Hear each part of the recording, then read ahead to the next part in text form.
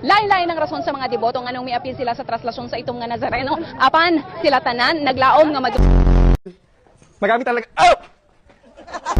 Sinasakyan ng mga magbabarkada, magkakaanak, basa at nga ika nga. Pero yung new normal, hanggang dalawa lang yung pwede. So, at kung mag-isa ka lang, dapat nasa dulo ka at naka-face mask pa rin. Pero nga, ito na po. Pasukin natin itong kanilang baby's room. Dito raw makikita yung ilan nga sa mga drawing ng kanilang baby, maging ang kanilang mga laruan! Mga laruan! Sa kasalukuyan po, ayon sa Pag-asa, wala po silang namomonitor na sama ng loob o sama ng loob.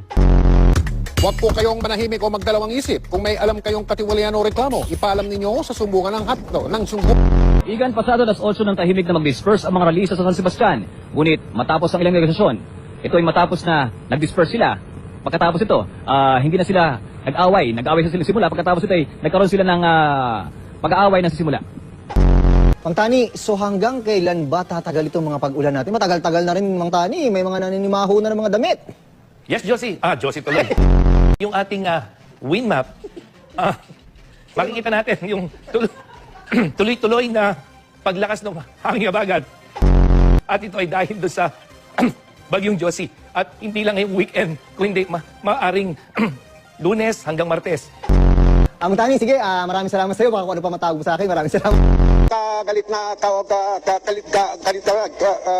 panggawa ko galit.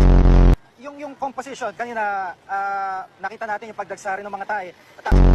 At nakakatuwa nga dito, Chi, kahit dito sa nakikita mo sa aking likuran, kahit hindi na nananawa yung mga tauhan ng simbahan dito, hindi sa physical distancing, yung mga tao na mismo ang tumatayo doon sa mga markings na nakalagay sa labas ng simbahan. At makikita natin na kahit nasa labas sila ng tindahan, o nasa labas sila ng simbahan, ay makikita natin na hanggang sa ngayon, natutupad pa rin yung social distancing.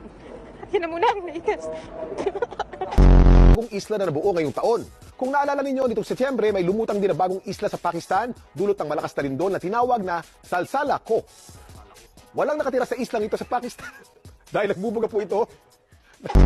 Pinamantala ng mga kawataan. Siyempre, papahuli ba tayo sa rides? Isa ito sa pinakakinatatakutang rides dito sa Star City, mapabata man o matanda. Dito, halos 3 minuto ka pa iikutin sa ere. Yung kaligtasan, sigurado ka naman dahil sobrang higpit ng handbar. Pero yung tapang ko, hindi ko sigurado kung tatagal ng 3 minuto!